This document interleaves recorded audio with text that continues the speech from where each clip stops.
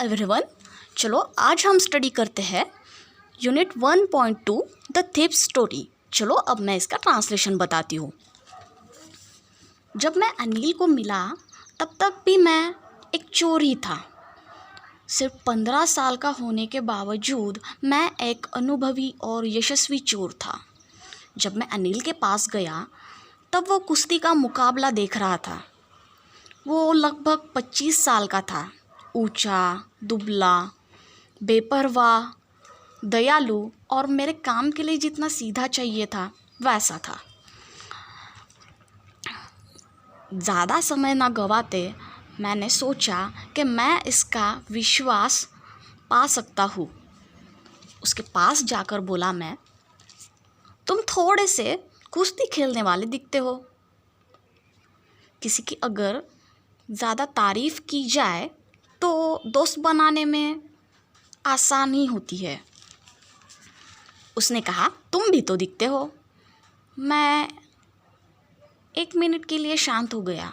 क्यों? क्योंकि मैं तो बहुत दुबला था उस समय। हाँ, मैंने अच्छे से बोला, मैं भी थोड़ा बहुत कुश्ती खेलता हूँ। तुम्हारा नाम क्या है? उसने पूछा। मैंने कहा, हरी सिंह। मैं झूठ बोला। मैं हर महीने नया नाम लेता था। उस वजह से मैं पुलिस और मेरे साथ पहले काम करने वाले जो लोग हैं उनसे दूर रहता था।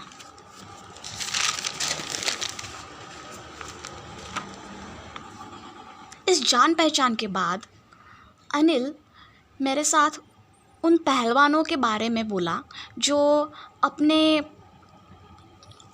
शरीर को अच्छा सा तेल लगा के एक दूसरे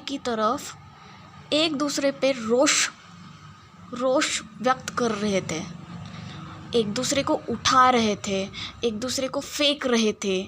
मेरे पास इस विषय में बोलने के जैसा ज़्यादा कुछ नहीं था। कुछ देर बाद अनिल जा रहा था दूर। अचानक मैं भी उसके पीछे गया। वो बोला, अरे हेलो अगेन, फिर से। मैं भी उसकी तरफ देख के अच्छे से हंसा और बोला, मुझे तुम्हारे यहाँ काम करना है। फिर उसने बोला, लेकिन मैं तो तुम्हें पैसे नहीं दे सकता। फिर मैंने 1 मिनट विचार किया, सोचा कि शायद मैंने गलत आदमी तो नहीं पकड़ लिया। फिर मैंने उसे पूछा, क्या तुम मुझे खिला सकते हो खाना? फिर उसने बोला, क्या तुम खाना बना सकते हो? मैंने फिर से झूठ बोला, हाँ मुझे खाना तो बनाना आता है। अगर तुम खाना बना सकते हो तो फिर मैं तुम्हें खाना खिला सकता हूँ। फिर वो मुझे उसके रूम की तरफ लेके गया जो जमुना मिठाई दुकान के ऊपर थी और उसने बोला कि उसकी गैलरी में मैं सो सकता हूँ। लेकिन उस रात मैंने जो खाना बनाया वो बहुत ही ख़राब होगा क्योंकि उसने वो खाना भटकते हुए कुत्ते को दे दिया और मुझे दूर जाने को कहा। लेकिन मैं कुछ भी न करते वहीं पे उसकी तरफ देख के हंसता रहा अच्छी तरीके से, और वो भी मेरे तरफ हंस रहा था। फिर उसने मेरे सर पर हल्के से एक चापट लगाई और बोला, जाने दो, मैं अब तुम्हें खाना कैसे बनाते हैं वो सिखाऊंगा। उसने मुझे अपना नाम कैसे लिखते हैं ये भी सिखाया और बहुत जल्द वो मुझे फुल सेंटेंस कैसे लिखते हैं और नंबर्स की एडिशन कैसे करते हैं वो सिखाने वाला था। मैं तो बहुत ही उसका आभारी था। मुझे पता था एक बार अगर मैं पढ़े लिखे लोगों की तरह लिखने को लग गया तो मैं लाइफ में जो भी मिलाऊंगा उसे तो लिमिट ही नहीं रहेगी। अनिल के साथ काम करना मुझे बहुत ही अच्छा लग रहा था। मैंने सुबह की चाय बनाने के बाद फिर मेरा सारा समय दिन भर जो भी चीज़ें लगती है उसे उसकी ख़रीदारी में जाता था। बहुत बार ख़रीदारी में जितने पैसे लगते थे उसमें से मैं 1 रुपया हर रोज़ मेरा प्रॉफिट निकाल लेता था अलग से। मुझे लगता है कि शायद उसे ये पता होगा कि मैं थोड़ा थोड़ा पैसा अलग निकाल के रखता हूँ, और शायद उसे इस बात से कुछ लेना देना नहीं था। अनिल ने उसका पैसा बहुत कम समय में कम ज़्यादा अमाउंट में मिलाया था। एक वीक में वो पैसा लेता था तो दूसरे वीक में वो पैसा दे देता था। वो दूसरे चेक के लिए चिंता करता रहता था, और जैसे ही वो चेक उसके हाथ में आ गया वो बाहर जाकर वो सारे पैसे खर्च कर देता था। मुझे ऐसा लगता है कि वो शायद एक मैगज़ीन के लिए लिखता था। मैगज़ीन के लिए लिखना एक जीने के लिए कितना अलग रास्ता है। एक रात वो अपने हाथ में बहुत सारे नोटों का छोटा बंडल लेके आया। उसने बोला कि अभी मैंने एक पब्लिशर को एक किताब बेच दी है और उसी के ये पैसे हैं। उस रात उसने वो पैसे गद्दी के नीचे रखे थे और मैंने वो पैसे गद्दी के नीचे रखते हुए उसे देख लिया था। अब लगभग 1 महीना हो गया था। मैं अनिल के साथ काम कर रहा था, और सिवाय वो ख़रीदारी की पैसों में से चोरी करने के सिवाय और मैंने कुछ भी नहीं किया था 1 महीने से। और वैसे मेरे पास बहुत सारे चांसेस भी थे चोरी करने के। अनिल ने मुझे अपने रूम की चाबी भी दी थी और मैं कभी भी आ सकता था और जा सकता था।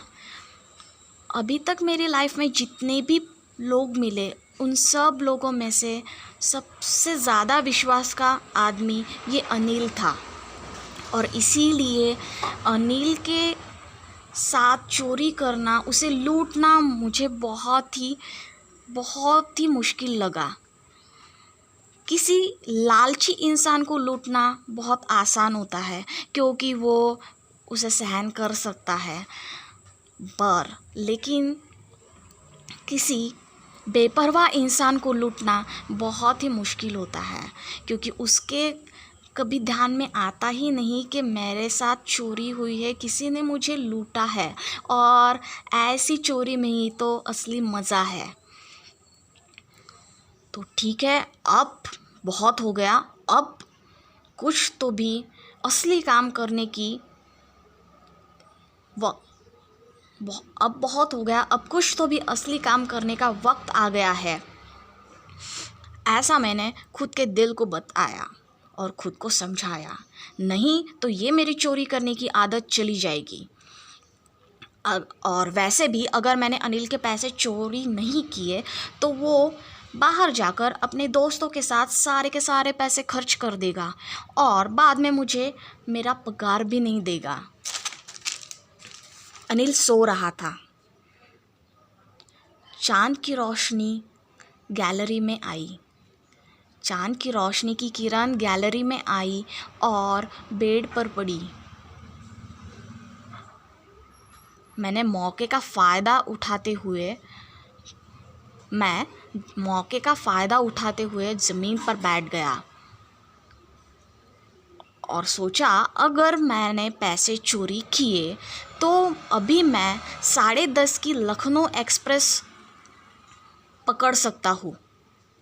मैंने रज़ाई बाजू में की और धीरे से बेड के पास गया। अनिल शांति से सो रहा था।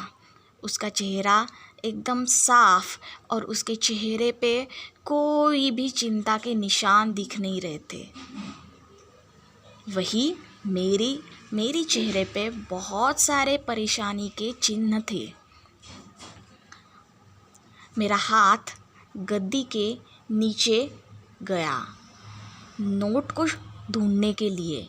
जब मुझे नोट मिले मैंने शांति से आवाज़ ना करते हुए वो नोट निकाल लिए। अनिल सो रहा था। अनिल ने नींद में अपनी साइड बदली और मेरी तरफ उसने साइड बदली। मैं बहुत डर गया और उसी टाइम रूम की बाहर चला गया। जब मैं रोड पर आया मैंने दौड़ने को शुरुआत की। मैं अपने छाती के पास नोट पकड़कर दौड़ रहा था और वो नोट मैंने पायजामे की नाड़े से अच्छे से पकड़े थे। मैं अब धीरे धीरे चलने लगा और मैंने हाथ में नोट लेकर वो काउंट किए। देखा तो 50 रुपए के नोट थे। टोटल 50 रुपए का बंडल था और टोटल 600 रुपए थे। वाह, 600 रुपए! मैं तो अब किसी अरब देश की उस अमीर अरब की तरह मैं अब 1 या फिर 2 वीक बहुत मज़े से रह सकता हूँ और बहुत मज़ा कर सकता हूँ। जब मैं स्टेशन पर पहुँचा तो मैं टिकट की खिड़की के पास बिल्कुल भी रुका नहीं। ये बात अलग है कि मैंने लाइफ में कभी टिकट खरीदी ही नहीं थी। डायरेक्ट प्लेटफॉर्म पे गया। लखनऊ एक्सप्रेस रेलवे बस निकल ही रही थी।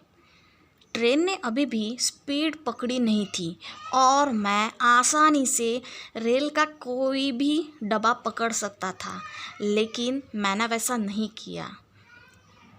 क्यों नहीं किया ये मैं बता नहीं सकता और मैं इस जगह से दूर जाने का मौका मैंने गवा दिया। अब ट्रेन दूर जा रही थी। जब ट्रेन दूर गई थी मैं उस रेगिस्तान जैसे प्लेटफॉर्म पर अकेला था। मुझे ये भी नहीं पता था कि आज की रात कहाँ पे मैं रुकूंगा। मुझे तो कोई दोस्त भी नहीं थे, क्योंकि मेरा ये मानना था कि दोस्त मदद से ज़्यादा परेशान ही करते हैं। रेलवे स्टेशन के पास बहुत सारे छोटे छोटे होटल थे, तो उनमें से किसी छोटे एक आधे होटल पर मैं होटल के पास रुक के किसी को मेरे बारे में पता चले ये मुझे बिल्कुल भी चाहिए नहीं था। इसीलिए मैं आगे चला। इस जगह में सिर्फ इकलौता एक ही आदमी ऐसा था जो मुझे बहुत ही अच्छे से पता था और उस इकलौते आदमी को, अनिल को, मैंने लूट लिया था। स्टेशन छोड़ने के बाद मैं धीरे धीरे बाज़ार से चलता रहा। चोर की इस छोटी सी कार्यकाल में, चोर के इस करियर में मैंने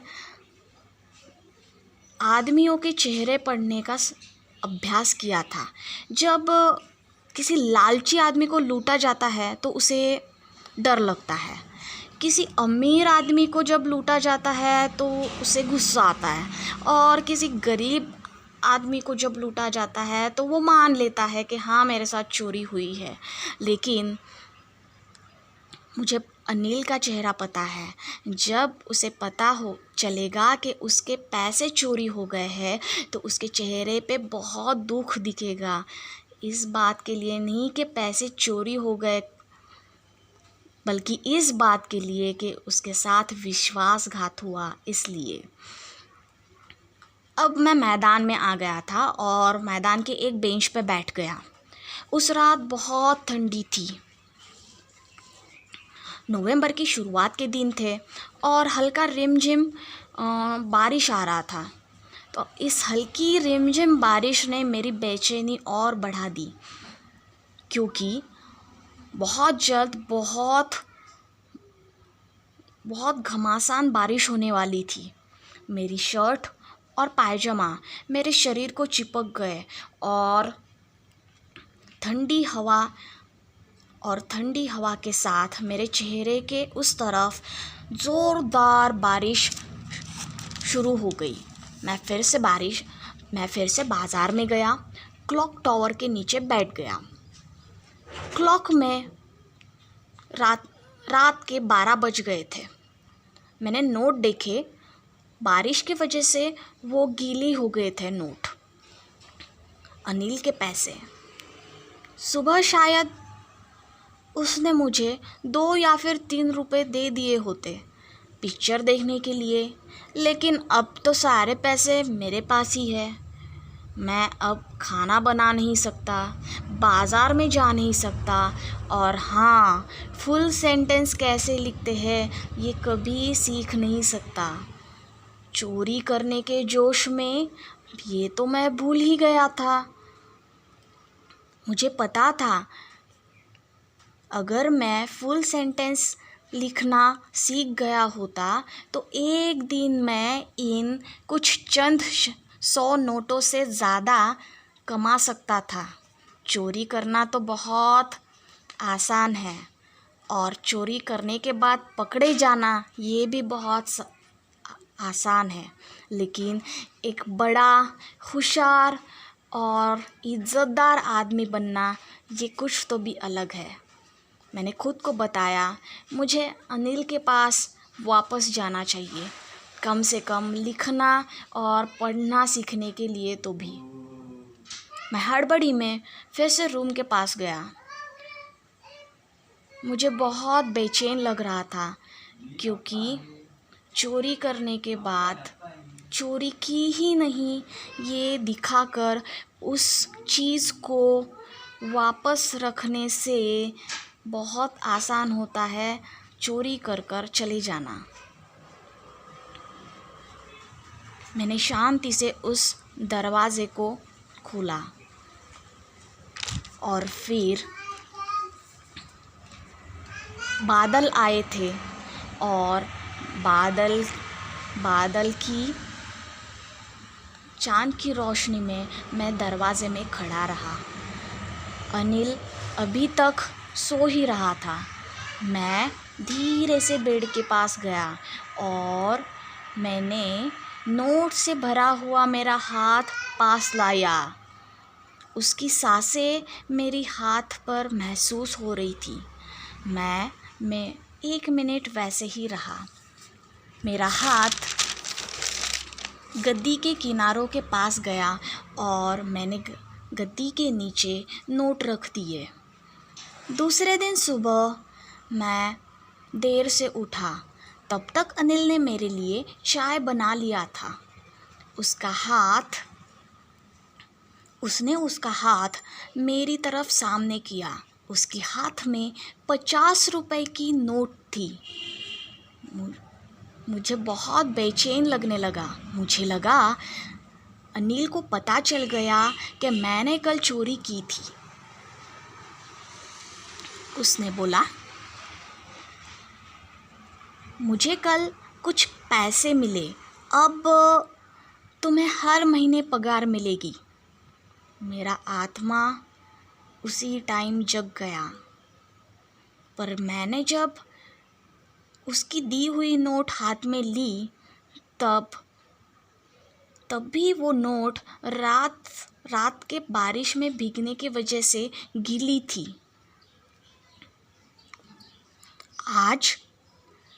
आज हम फुल सेंटेंस लिखने को शुरुआत करेंगे, उसने बोला। उसे पता था कि मैंने चोरी की, लेकिन उसके ओठ तो छोड़ो, उसके आँखों ने भी ये बयान नहीं किया, ये दिखाया नहीं कि उसे पता चला है कि मैंने चोरी की। मैं अनिल की तरफ देख के वैसे ही अच्छे से हंसा, और उस तरफ से भी बिना मेहनत के वैसे ही स्माइल आई, एकदम नेचुरल।